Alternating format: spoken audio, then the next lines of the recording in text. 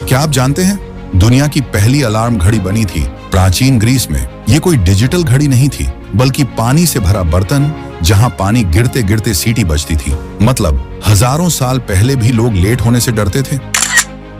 क्या आप जानते हैं, रोमन इमारतें आज तक क्यों खड़ी हैं? क्योंकि उनके कंक्रीट में मिला होता था ज्वालामुखी की राख। समय के साथ वो और मजबूत हो जाता था। इसीलिए आज भी रोमन पुल और कोलोसियम टिका है।